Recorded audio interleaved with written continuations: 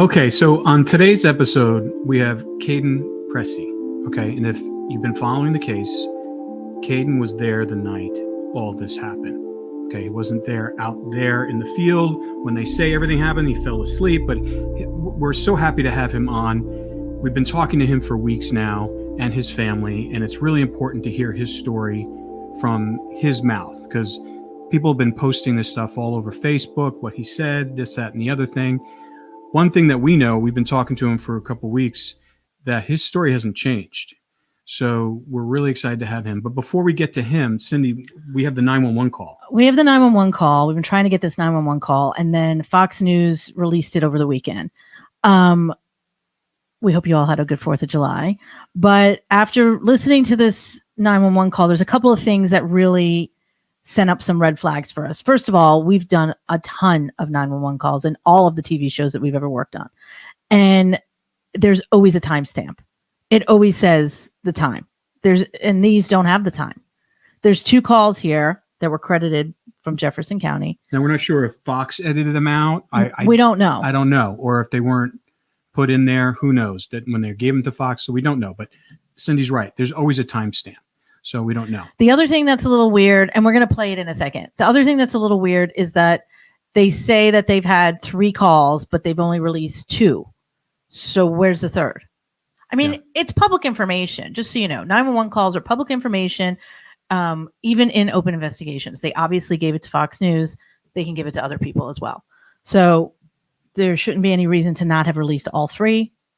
We don't understand the rationale behind that. All right, so we're going to play it now. We're going to let you guys listen to it if you haven't heard it just yet, but tell us what you think, okay? And then we're going to dive right into the Kaden Pressy episode. And before, to tell you, though, it's a 2-part episode because we spent over 2 hours on the phone with him.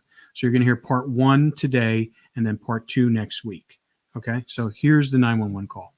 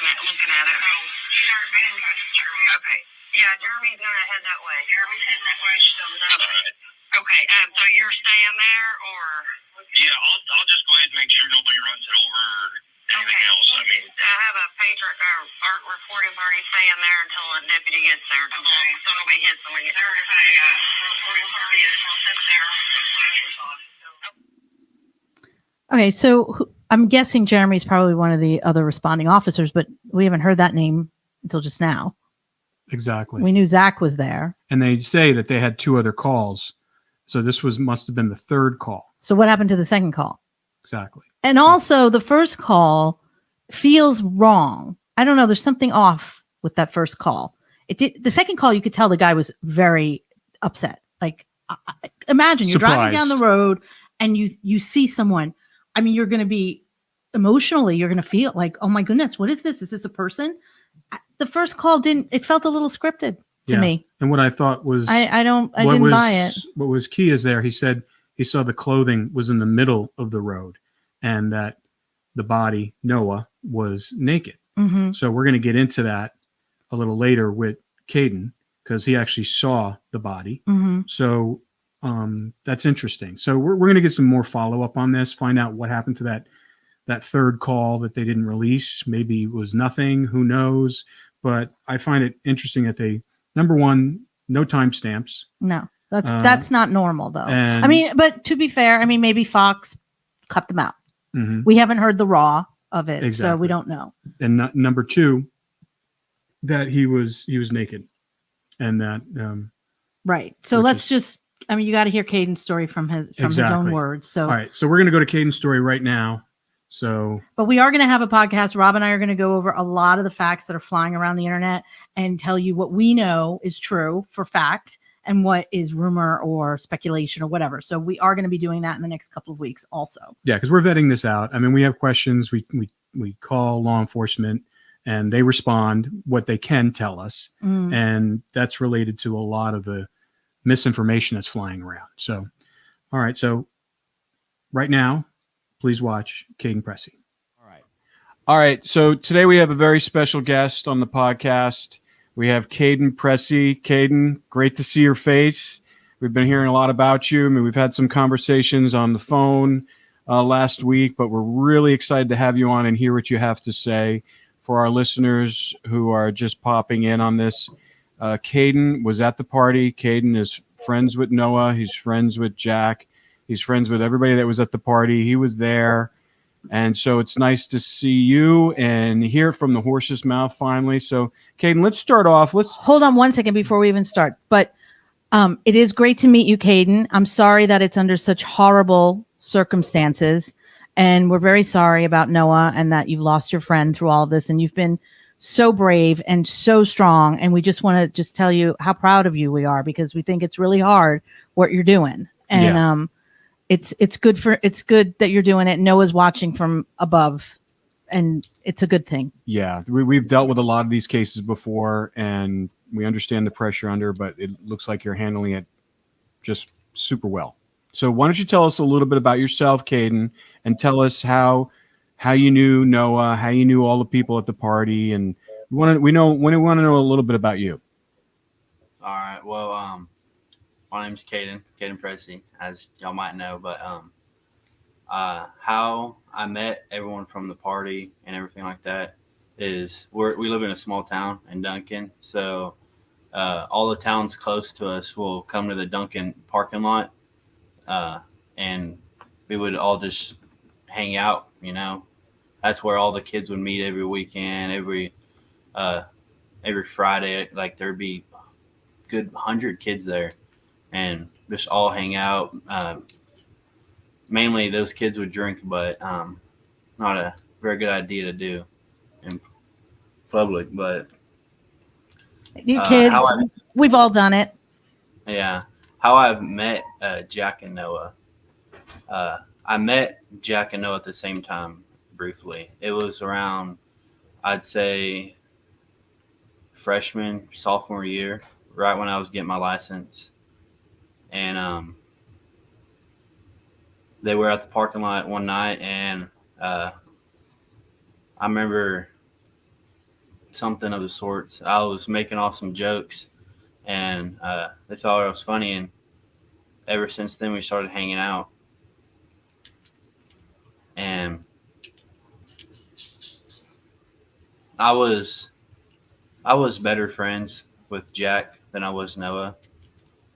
Me and Noah never really did hang out one-on-one. So every time I was hanging out with Jack, 90% of the time Noah's there hanging out with us too.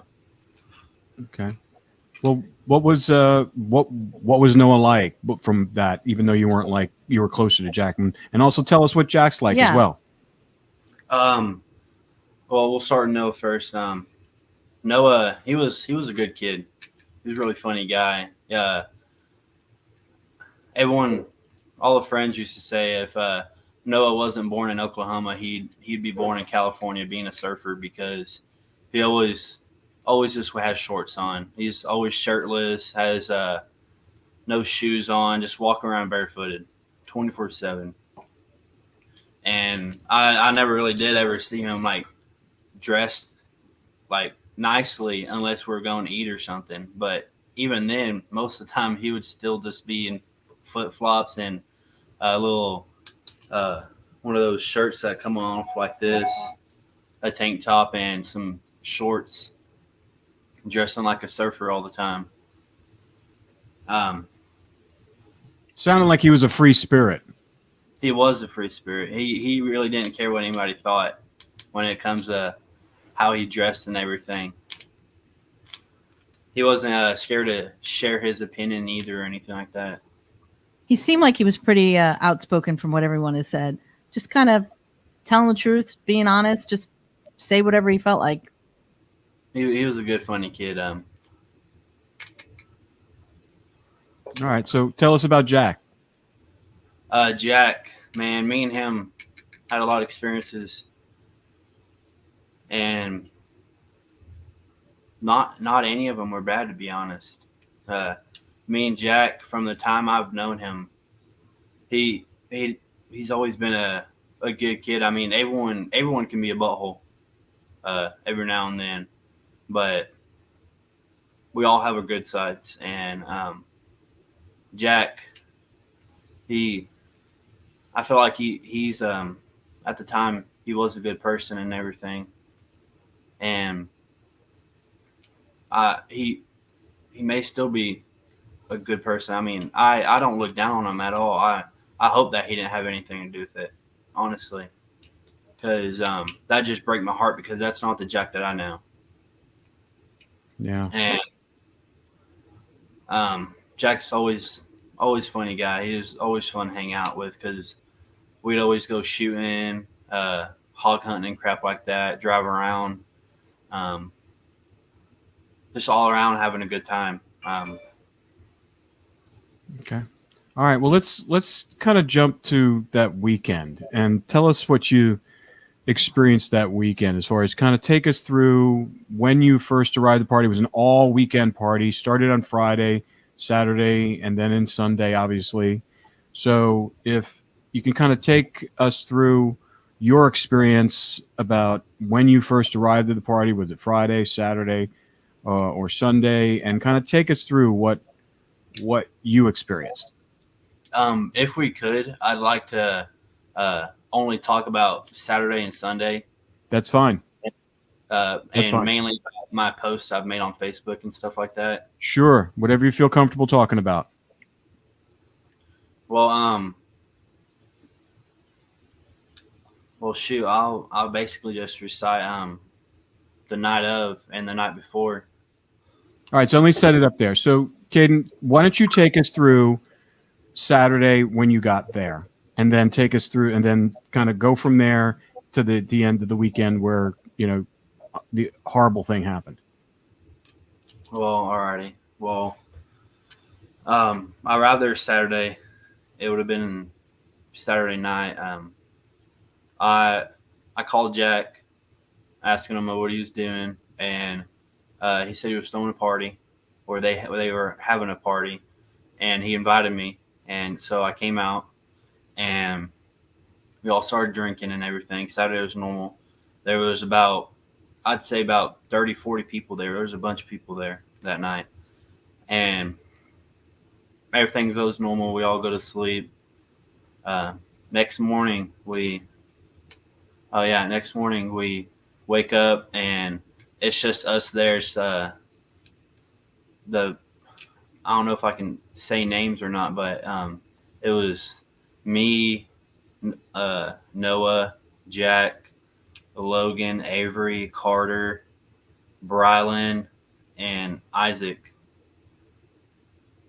we all went out and ate at the Waurika gas station. It's also like a trucker stop. They have food in there and everything, and we ate inside of there. And after that, we just went back home, and Jack left me at the house with the girls, and Jack and Noah and Brylan and Isaac all went back to town. I don't know what they did, but they were doing something with their dad or something. And well, Jack's dad, I'm pretty sure. And me and the girls were just watching TV, cleaning up from last night and stuff like that. And around, I'd say around 9 o'clock, the party starts up again, and people start showing up. A bunch of people get there. That night, well, before it got dark, they got back, and we had the idea to go drive around and on the little Polaris Ranger, the side by side that everyone keeps on talking about. And we grabbed some guns and went and shot at some birds, shot up some animals like raccoons and possums we seen on the side of the road. And we came back right whenever it was starting to turn dark. And right before we got back, there's a giant culvert right beside the road. And Jack had the bright idea to jump it, and we jumped it. And I mean, it was pretty fun. Nothing happened from that. I know a lot of people were saying there was a side-by-side accident and stuff like that, but I don't think I was awake, and I also didn't witness it. So, but at that time there was no accident. Yeah, no, there was no accident. Everything was fine. And we go back to the house and start drinking again. I mean, there was a lot of people there that night too. There's 30, 40. And oh yeah, my cousin came around 10:30, and I had to stop drinking to keep an eye on her, because I know how boys are. Whenever they're drunk, they'll try to push yourself upon women, and I wasn't gonna let that happen to my cousin. And so I stopped drinking and sobered up really quick, and kept an eye on her for a while. And this is Saturday night, correct? We're still on Saturday night. Mm-hmm. No, this is Sunday. This is Sunday. Okay, just want to keep track there. My cousin shows up, and I stopped drinking. I took a picture of her on the porch. I know a lot of people have seen.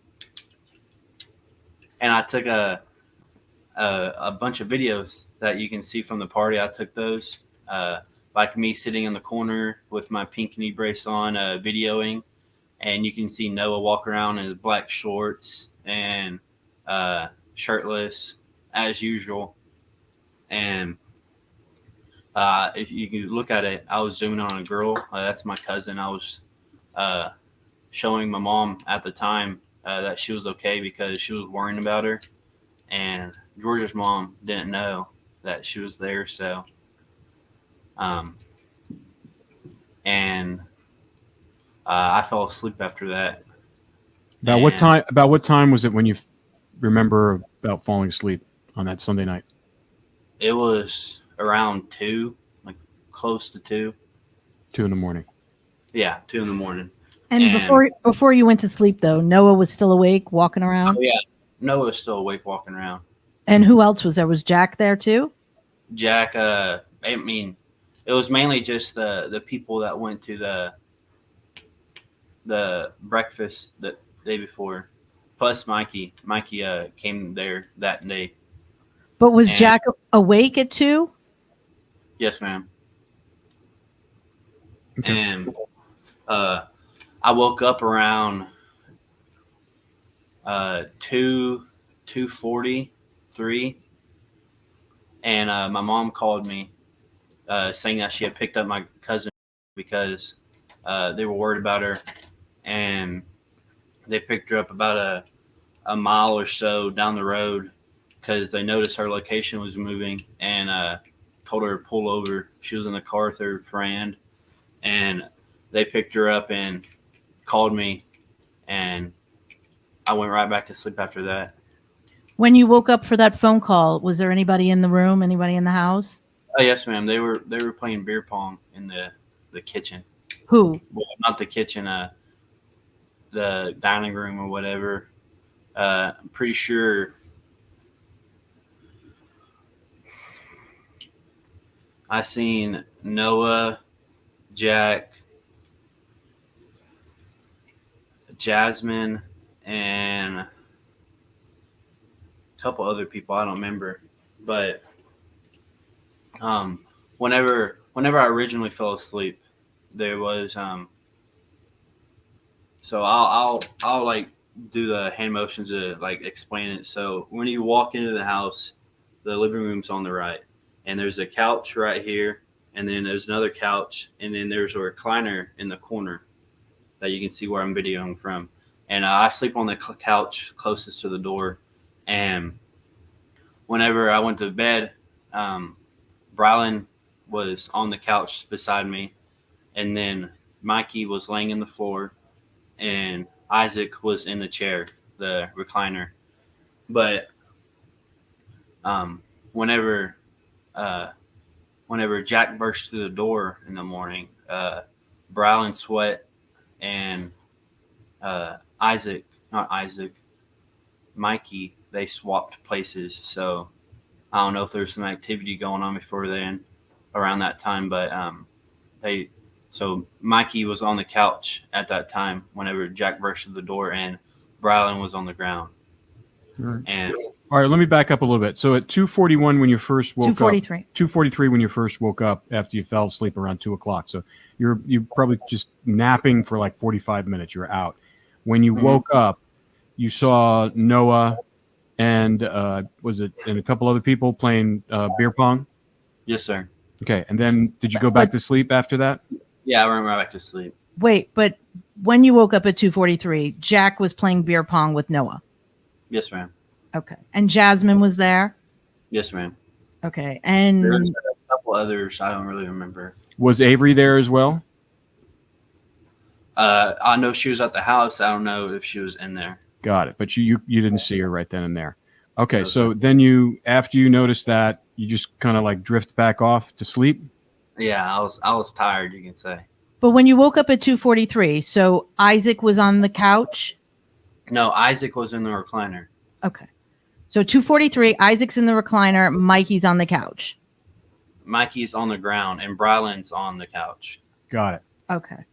So let's do it Right. again. 2:43, Mikey's on the tell me where everybody was at 2:43 when you woke up. All right, so Isaac's in the recliner. I'm on the couch. Brylan's on the couch, and Mikey's on the ground. Got it. Okay. All right. So then you see them playing beer pong. Then you just kind of go back and you drift off into dreamland again. Right. But before we get to Jack bursting in the door, let's just say what happened at 2:43 was when you went back to sleep, who else was laying around you? So there was Isaac in the recliner in the corner, and there was another couch, and Brylan was on it, and there's two couches and there was a recliner. I was on one couch, Brylan was on the other couch, and Isaac was in the recliner, and Mikey was laying on the floor. Okay. So Right. all those guys were laying around, and you were laying around as well at 2:43. Meanwhile, Jack, Noah, Jasmine, and some other people were playing beer pong. Is that correct? Yes, ma'am. Okay. So then after you went back to sleep, what was the next thing that happened? Jack comes bursting through the door at 5:15, and the time that I know it was 5:15 was because I felt like I just went back to I just fell asleep. So I checked my phone, and it was 5:15, and he yells, "Noah's dead! Noah's dead, guys!" And I'm like, "What do you mean? What do you mean Noah's dead?" And he said he's dead, and then he just took off to his truck and left. And I start waking up all the guys and tell them that we got to go because Jack says Noah's dead. And we all wake up and get dressed. And as I'm trying to find my shoes, I noticed that one of my Hey Dudes were missing. And come to find out later, Noah had it on. Okay. So when Jack burst in the room, when Jack burst through the door at 5:15, where was everybody still sleeping in the same positions as when you went to sleep? No, ma'am. No, ma'am. Not at all. Brylan and Mikey had swapped. So Mikey was on the couch and Brylan was on the floor. So they swapped places in between the time that my mother called me and Jack burst into the door. Got it. So that was about a little over 2.5 hours. Yeah, where you fell back to sleep. And I'm sure it felt like you just blinked your eyes and you woke up because that's usually how. So you probably didn't realize how long it had been. What was your first reaction when Jack burst through the door? I mean, it had to have been pretty shocking. I mean, it woke you guys up. It woke me up instantly. Whenever he burst through the door, like it bounced off of the wall. So it made a loud sound, and that instantly woke me up before he even got to say a word. Did you even register what he was saying? I mean, I don't think I would have. If I had been partying all night and I was asleep, I would have been like, "What do you mean he's dead?" I was confused at the time because he kept on repeating it. I was like, "What?" And it finally clicked in my head that he's saying Noah's dead, and that's whenever I start waking up everyone, and he leaves again to go back to where Noah was. Okay. And then what happened? So we all get dressed and we go load up in my red Jeep and drive down the road, and we can see the semi truck and the service truck and Jack just pulling up as we're getting over the little railroad that they have right there, and before you get to the highway, and we go down there, and we got there around 5:20, 5:25. It wasn't much after I woke up, and so we pull up, and I'll kind of like explain it to you how the semi and everything, like the vehicles were placed and everything. So we pull up on I think it's the northbound lane, which is going towards Duncan. I'm not sure, but there's the service truck, and then there's Jack's truck, and then my truck. Jack's truck is like perfectly lined up with Noah's body, and then there's the semi truck behind Noah's body facing back towards the party house, and we're all facing back towards Duncan. And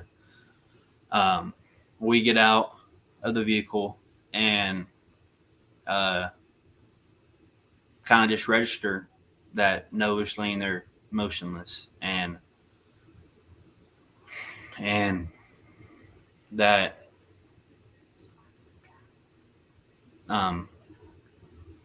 so we all get out of the vehicle, and Jack gets out of his vehicle right when we pull up, and the service truck driver comes and starts talking to him right beside his driver door. I don't really think about it at the time because I can see my friend dead on the side of the road, and Isaac starts crying pretty badly. I mean, it messed with him a lot, I could tell, and I give him a hug and tell him it's going to be okay. And I walk up towards Noah, probably got 10 feet away, and walk back to my vehicle. and go to grab a shop towel that I had back there I was going to throw over him. And right when I got about halfway back to Noah, we got told to leave. Okay. When you saw Noah, what did he look like? Did he have clothes on? How was he facing down? Was he laying on his back? So whenever we arrived there, he had black shorts on and 2 mismatched pairs of Hey Dudes. And he was like laying on his side facing the ground. His hips were like facing on like you know how you're going to sleep, you're going to be laying on your side. He was laying on his side, but his chest was face down into the asphalt, and his head was like this. So it was like a little deformed. He was twisted. He was twisted, yeah. So- And his arms were sprawled out, and his legs were sprawled out. So he wasn't in the fetal position at that point. No, ma'am. Okay. All right. You said something earlier. His shorts were on him when you saw him? Yes, sir. Okay. And they were black shorts, correct? The same ones he was wearing before. Yes, sir. And- The same shorts you can see in the videos I've taken. And what time do you think that was about? Whenever we got to the scene, Yeah. about 5:20, 5:25. What, and was law enforcement there yet or no? No, ma'am. It was just the service truck driver, the semi truck, and me, Jack, and Isaac, Mikey, and Brylan. And the drivers of the trucks, did you see them or talk to them? No, I didn't talk to them once, and I also didn't see the semi truck driver once. I didn't see him at all while I was down there. Okay. All right. So you went to go approach him. You wanted to kind of show him some respect by covering him up because you didn't want him to be there just laying, on the roadside. Mm-hmm. Then someone who you can't remember, because I'm sure you're in shock at that point as well. All of you guys are. It's horrible.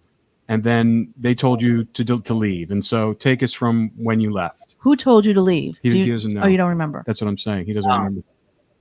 So from the time that whenever I came home that day, I told my mother all of what happened and everything. I played it all through like I'm telling you now. And it's been so long. I've forgotten some details and she has remembered them. And so the service truck driver told me to leave, and he was pretty pissed off. In his words, he said, "Y'all need to get the F out of here." And so therefore we do, because I was taught to respect my elders, aka older people than me, and stuff like that. So I respected his wishes, and we left. So And the service truck driver, was that Tyler Harding or someone else? no, ma'am. Tyler Hardy was driving a pickup truck with a flatbed. A service truck has the tall white boxes on it, and it has like the little jib crane on it. Do you know who that driver was? No, ma'am. He was, if not the same height, a little bit taller than Jack. A beefier build, a chunky guy. Had a beard. And he had a high vis vest on. Okay. So like a utility worker. Yeah. Okay, cool. So the semi truck, I know a lot of people are saying that there was a crude hauler on the scene whenever there was police there, but that's not the same semi that I've seen. Whenever we got there, there was a white box truck semi. So like one of the ones that would haul food and stuff like that. Not an oil hauler. And so whenever the service truck driver tells us that we need to leave, we do so. We load up in my vehicle, and we head back to the house. And who's with you at that point? At that point, it is me, Isaac, Mikey, and Brylan. Jack stayed at the scene with the service truck driver. Did you talk to Jack when you were at the scene at all? I don't think I said a word to him. Was he crying? Was he emotional? It's his best friend.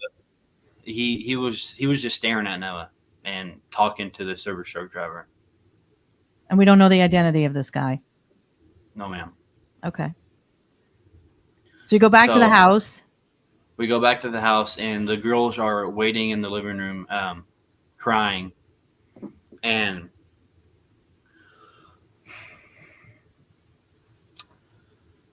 they ask, is Noah actually dead? And we confirm to them, yes, Noah is dead. And they all start bursting out crying and walking around like it was nothing good. And they all kind of like migrated to one specific room in the back of the house, and we all got back to where we were sleeping, and sat there for a couple minutes thinking about it, and they just went back to bed. The boys did. Who did? Brylan, Isaac, and Mikey. They just went back to sleep after they just found out that their friend was dead? Yep. And I didn't know what to do at the time because I didn't want to text my mother and tell her that, hey, someone died at the party, because then she'd start freaking out and sure and everything. So I watched TV to get my mind off of it until I need to like talk to someone, like the police or whatever, until they show up and stuff like that. And I probably watched it for about 30 minutes, maybe close to an hour. And Logan, I'm pretty sure she came in the living room and sat down and talked to me about it, or some female did. And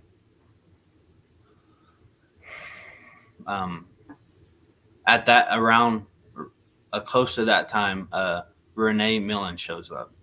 And can we just say who Renee Millen is? Renee Millen is Jasmine Millen's mom. I'd say she got there around 6:30.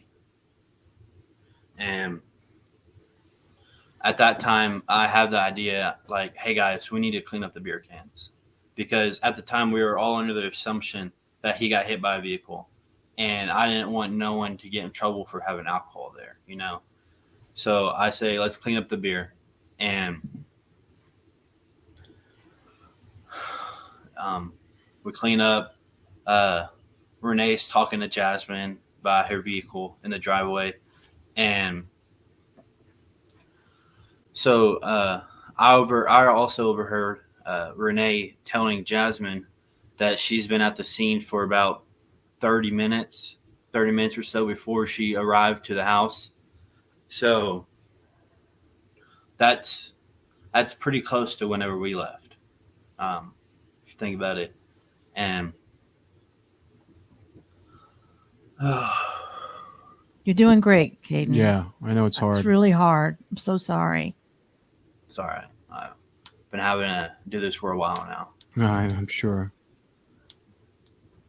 And overheard Renee talking to Jasmine, saying that they were at the scene for about 30 minutes before they showed up to the house.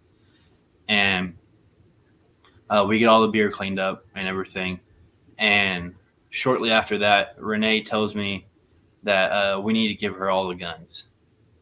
And I was saying, like, oh, I can take them. I'm heading back that way anyways. And she was adamant of her taking them. And so they go and get the guns and give them to Renee. They load them up. And right after that, Renee tells me that we need to load all the beer in the house up into one of the coolers, and I need to take it home with me. Okay. Let me stop. Go ahead. They said that we should leave before the police get there because it's just going to cause a whole extra scene if there's more people there whenever they get there. Okay, let me stop you real quick. So the guns, who did the guns belong to, and what kind of guns were they? So I'm pretty familiar with the most of the guns. One of them was a .300 blackout AR-15 style rifle. Had a suppressor on it, had a thermal and night vision scope on it. And a lot of people aren't familiar with calibers, but 300 blackouts type of round. There was a hunting rifle, like you'd use to kill a deer with, and there was a 12 gauge shotgun. So the 12 gauge shotgun belonged to Isaac. The hunting rifle belonged to Brylan, and the AR-15 belonged to Jack. And in Oklahoma, it is legal for all of these boys to have guns at their age, correct? Yes, ma'am. You can.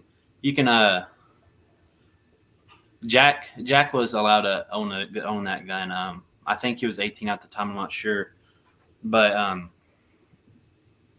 don't think they owned it themselves, as in like they bought it and it's in their name and everything is registered to them. But I'm sure their parents bought it for them for like a Christmas present or anything, and like they're allowed to take it places and do stuff with it. That's my point for people that don't know Oklahoma. We know that, but I just want people to understand that it's normal for them to have these kinds of guns and to have them in their possession. The gun that Isaac was holding in the video, is that any of those guns that she? Yeah. Yes, ma'am. That is the 12 gauge shotgun. Okay. So Renee told you guys to clean up everything. She confiscated all the guns. Told you. I said that we should clean up the beer cans. Renee didn't say that. No, I'm just saying. But she asked you to take the beer with you. Yeah. You guys leave. So she took the guns. She told you to take the beer and just you guys get out of there because the cops are coming and they don't want more of a mess. Yes, sir. We live close to 7, if not at 7, and I had Isaac, Mikey, and Brylan with me, and whenever we go to leave, we have to go around the mile section because at the time the police and EMS and everyone else is there, and so we have to like go around and that mile section, and we pass by everyone and we head home. And I remember dropping Brylan and Isaac off at the same house. I do not remember if it was at Brylan's house or Isaac's house, but I dropped them off at the same house, and it's on the way to Duncan. And I dropped Isaac off. If people are familiar, Mikey off. If people are familiar with Duncan, they'll know what Cash and Dash is. I dropped them off at a house over there in ABC land, and I head home, which is really close, and I don't think I got home until like 8, a little bit, maybe after like 8:10, somewhere around there, and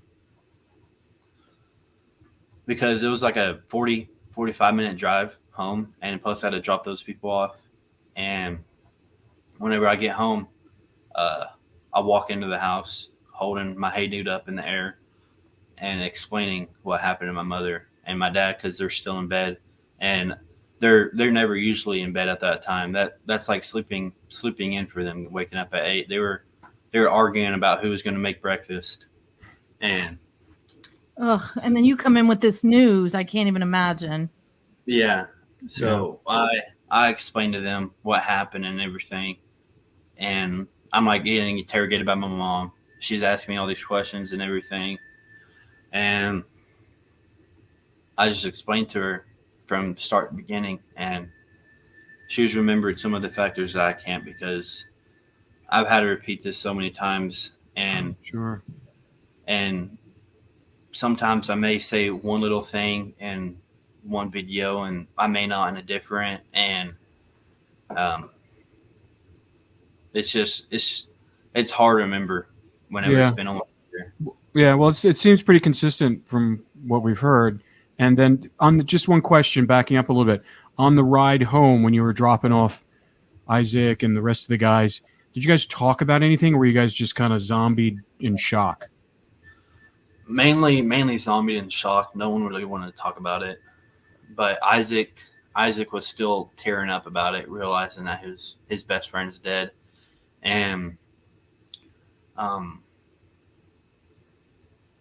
from the time that I've known Mikey, he has some mental issues and stuff like that, and like PTSD and stuff like that. So he was talking to himself like, Noah is dead. I can't believe this and everything. And Oh, I don't think we've been listening to music the whole ride home. wow. Wow. That's pretty rough. All right. So, Kaden, you saw Noah with his shorts on, and you left the scene around 6:00 in the morning. I left from where Noah was at around 5:30. Okay, 5:30. So at 5:30 a.m., Noah had his shorts on. Yes, So ma'am. then, when you saw the news that came out that Noah was naked and in a fetal position, what did you think about that? I instantly knew that something was wrong. I knew that someone had to mess with him because I know for a fact I seen him in black shorts, the same black shorts you can see in the videos that I've taken, and it just kind of hurt me whenever I heard that he didn't have those black shorts on because I knew someone messed with the body at that time, but I didn't know who. So it was rough on me, and that's whenever I came out and I had because at the time the police haven't even reached out to me yet.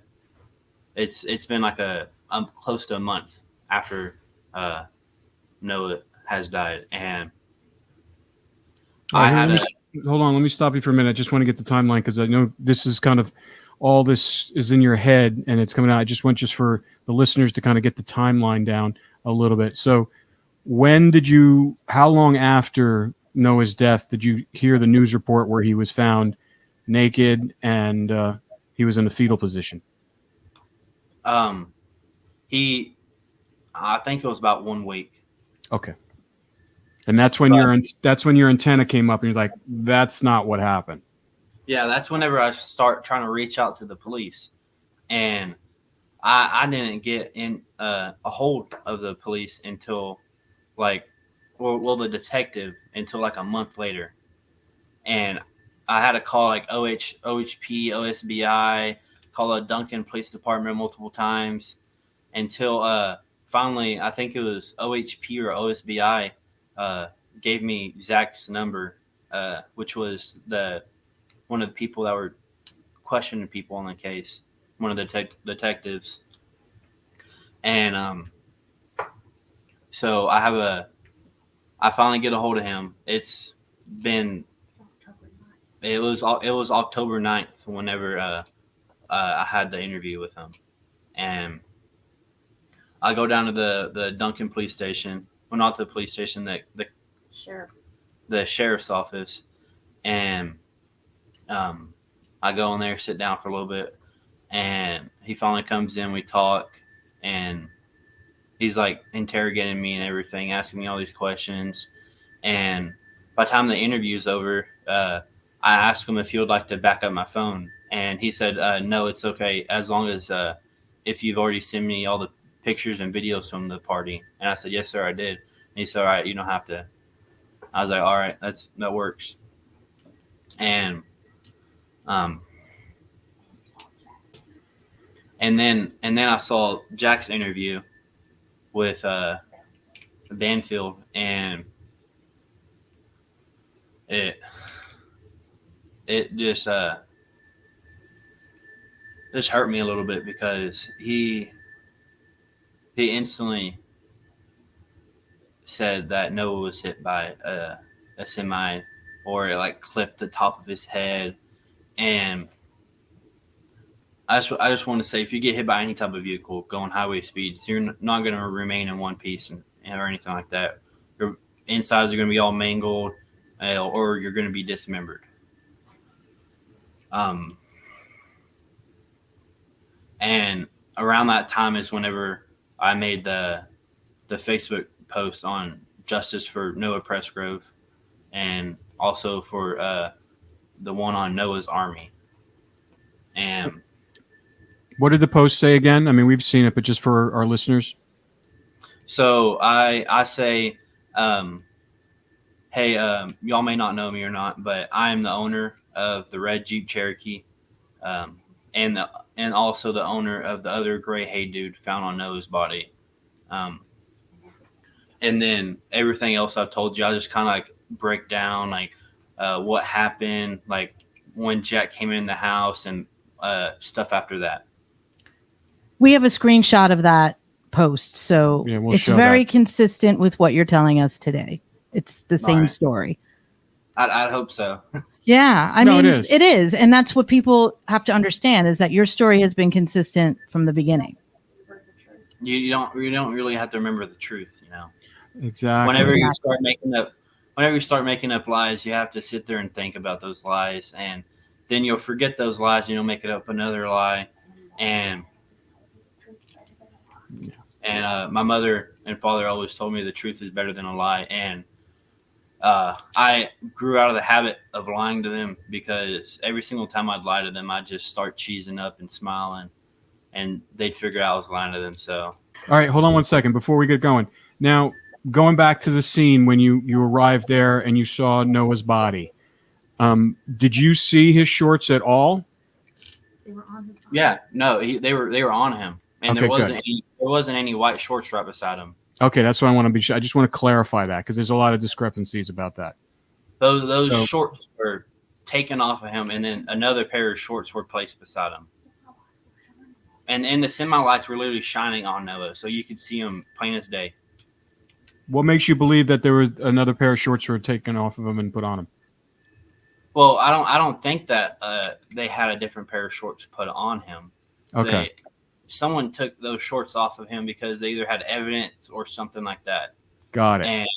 And they placed another pair of shorts beside him for God knows why. I don't know who just lays on the side of the road and then takes their shorts off and folds himself. Yeah, folds them on the ground. I know it's definitely right, because the what people are saying is that sorry, let me start over. What people are saying is that there was a white pair of shorts folded up next to Noah, but you didn't see that. That's not what he had. He had black shorts on him. Yes, ma'am. He had the same black shorts on from the videos I've taken at the party. Yeah. Well, what's troubling too is that we know the OHP officer who was at the scene, who arrived at the scene, and I spoke to him yesterday via text, and he told me when he showed up, Noah wasn't wearing any shorts. Yeah, that's what concerned me. Whenever I was interviewed by him, he told me that he didn't have any shorts on. He told me he was butt naked on the ground and with hay dudes on. And I told him straight to his face, man, that's not true. That's not true whatsoever. And he was confused. I said, I swear to God, and I will testify in court against it, that he had black shorts on whenever I arrived there. So someone must have messed with them, sir. And I guess he takes it into consideration, not thinking much about it. And he says okay. And shortly after that, I left. Okay. That's suspicious. That's all suspicious. It's very suspicious. Did you see any golf clubs at the party? Yes, ma'am. Noah, I didn't find this out until recently, but Noah's brother, Dalen, just recently gave him those golf clubs a couple days prior before the party. They weren't nothing brand new, nothing nice, but they were just some mismatched set of golf clubs that Dalen gave him. And we were out there hitting rocks and random crap into the field and stuff. So other people were using the golf clubs over the course of the party? Yes, ma'am. Originally, Noah was just walking around, and he brought these golf clubs out of his Bronco, and he said, "Hey, you want to hit some stuff?" And he only had a couple golf balls, and we hit those golf balls, and we just started hitting rocks because we didn't have any other golf balls because they were gone. And Brylan, Isaac, and me and Noah were all just hit stuff with them. And I didn't find out until recently that those golf clubs went missing until Dalen's brother came over to talk to me. Dalen. And he told me that the golf clubs haven't been seen since the party. And that brought up a little light bulb in my head. And I didn't really want to talk about this because I want to believe that Jack didn't have anything to do with this. And I hope if he didn't have anything to do with this, that maybe we can become friends again, you know? And that popped up a little light bulb in my head because a couple months after the party, me and Jack were still hanging out because I don't know, but we were just still hanging out. And you didn't believe he did anything. Yeah, I didn't really believe that Jack had anything to do with it at the time until he started making all these comments and interviews and stuff, and nothing just lined up. But back to what I was saying, me, him, and another buddy. He wasn't at the party, so I won't name him.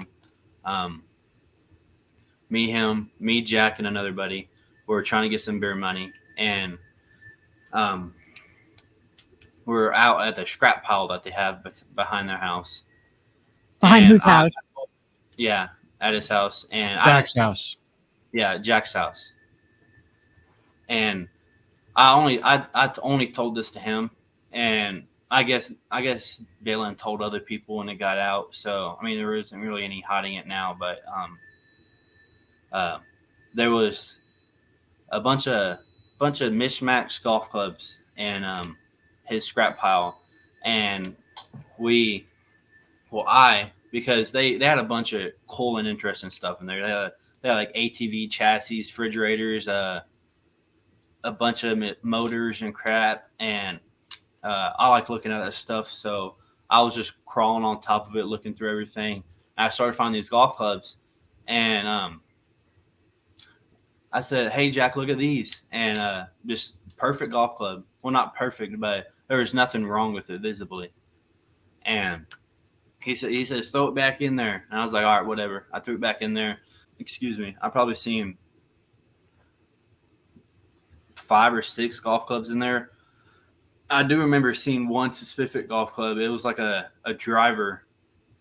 It was either a driver or an iron, which if people play golf, they'll know what I'm talking about.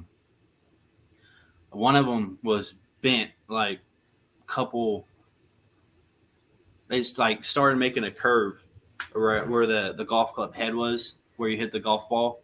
The pole started bending as if like it was getting hit by something like hard. And I was like, oh, there wasn't nothing like blood or anything on that I could tell. I mean, I didn't pick it up and look at it and inspect it or nothing like that. I just seen it. And that didn't really pop in my mind until Dalen told me that those golf clubs were missing. And I seen golf clubs at the NEWTOWN'S plumbing scrap pile.